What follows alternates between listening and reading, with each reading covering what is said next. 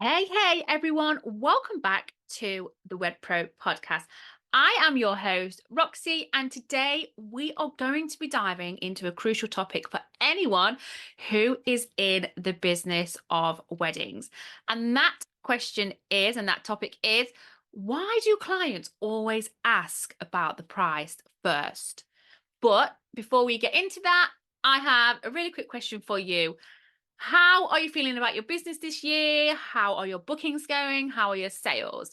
If you are looking for ways to boost your sales and get that business of your dreams, you really should consider joining one of our group coaching programs. We have a couple of options available, and we also offer one-to-one sessions as well. So for more information on that, feel free to reach out to us over on Instagram. I'll pop the link in the show notes for that, because we are here to help you have that wedding business of your dreams. It's what we're here for, it's what we love to do, and we would love to support you with that. Now, let's get into today's topic. So, this question is something we get asked time and time again. So, we really thought it was time that we had a chat about this basically. So, did you know that when inquiries come through, 85% of those are inquiries that start with the question, how much? And for you as a wedding business owner, how frustrating is that? I know that you're nodding along. As soon as you see that how much, it's like, oh, okay. So I am here to answer the question, why is it that price is always the first thing that clients ask about? And I really want to break this down for you. So firstly, we're going to look at the psychology behind the question. Now, won't go too deep here, but it's really important to understand where this comes from. So first, understand that asking how much is a really natural part of the decision making process. People are naturally conditioned to consider their budget before anything else, and weddings can be expensive. And that is kind of drilled into us actually as human beings, that oh, you're getting married, oh, that's going to be expensive.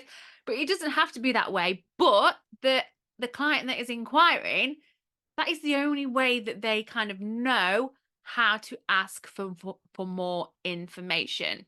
But they think that by knowing the price upfront, that they can quickly determine if your service fits in with their final financial plans. And with that, it is your job to not just go back with how much it is, but to really put across the benefits of your service, because we know it's not just about price, but it's your job to educate them with that. So it's a really good idea that when you get that inbox that's like, how much is your service, please? You really don't just ping back your costs and your pricing. What you need to do is get a conversation going in any way you can. Don't go for the standard, oh, thank you so much for inquiry. What's your wedding date? You really need to be really open and say, hey, thank you so much for your inquiry. I'll ping some pricing across shortly, but before I do that, is it okay if I ask you a few questions about what you need? And then that should open up a question really nicely for you. So, the second thing I want to touch on here is the perceived value versus the cost. And this is what I've just been speaking about. Clients want to ensure that they are getting their money's worth. And if they don't have a benchmark for your pricing, they might find it challenging to understand the value that you provide. And this is where educating your clients about the quality of your service and the uniqueness that you offer really comes into play. And you really should be quite transparent about this as well. And like I said before, it's about finding out what are their wants, what are their needs, because then you can then make your service, make what you do really valuable to them. It's not just about price, but like I say, when they land in your inbox, that is their like default thing to say. How much is this? What do you charge for that? And it's about you flipping that on its head and finding out what their needs and wants are and really having that open, transparent conversation. So you want to be as upfront about your prices as you can be, and that will really help establish a sense of honesty and reliability. Clients really appreciate knowing what to expect financially, and it can lead to a smoother conversation and actually like a smoother sale. Like, you will more than likely get the booking if you follow this. And as I spoke about already, and I want to touch on this a little bit more, is yes, pricing is important, but we want to be changing the conversation. It is crucial to steer that conversation towards the value and the experience that you bring. When a client asks about price, take the opportunity to highlight what makes what you do unique. Explain your expertise, your reliability, your personal touch, and how you can make their wedding day better by providing your service. And it's as simple as that. It doesn't have to be overcomplicated, but I think that when you get that landing in your inbox, how much does it cost for this?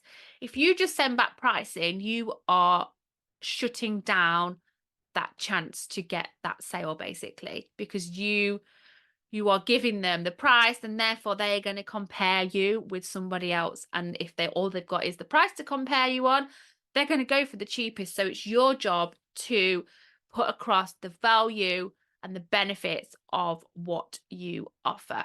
And it is an emotional investment, isn't it? We know this. We are in the business of weddings, and that there isn't a day that's more emotional, more heightened than a wedding day. And clients are really invested emotionally in their weddings. And by addressing their initial price inquiry with a bit of empathy, a bit of understanding, you can connect with them on such a deeper level. Show that you understand their concerns, and this is where the conversational piece comes in, and that you are committed to making their day unforgettable, and that it's not just about the price tag. We need to take that away from it. So another aspect to consider here is flexibility. Clients really appreciate those wedding suppliers who can offer tailored packages or even payment plans as well. Highlight your willingness to work within their budget while still delivering that exceptional service.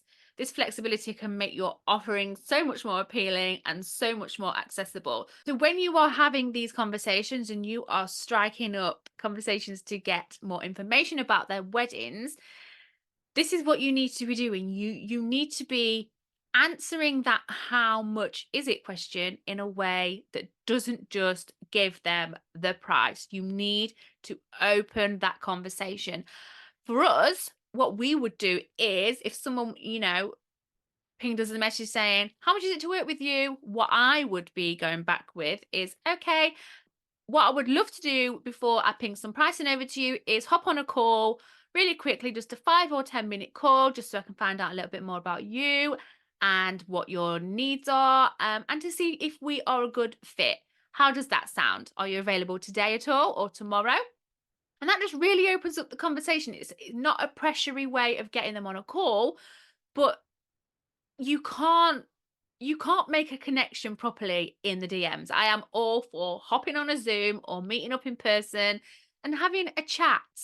This is what sales is about. And we were talking about this the other day actually to one of our clients. Sales doesn't have to be salesy. All you are doing is providing someone with a service that you offer, that you love, that they need. When you strip it back, it can be so, so simple. And I think because we are so invested in our businesses, that we really, really put too much pressure on ourselves to get that sale. And therefore, maybe the universe just says, no, we're not going to give them this sale. So top tip here from Roxy is take the pressure off yourself on your sales calls and see if you notice a difference in your close rate. I'm telling you, it really does work. So when you are having conversations with potential clients, another thing that you can do is weave in testimonials and successful stories of past clients to really illustrate the value that you provide. There's nothing better than real life examples to help your potential clients see that tangible benefit of hiring you that is beyond just the price. It really creates a compelling narrative that resonates with their own wedding dreams. There is nothing better than seeing, okay, so Claire and Mike came to us and they wanted similar to you. They wanted this and that. And here's what we were able to provide them with. Here's some lovely photos. Here's what they had to say.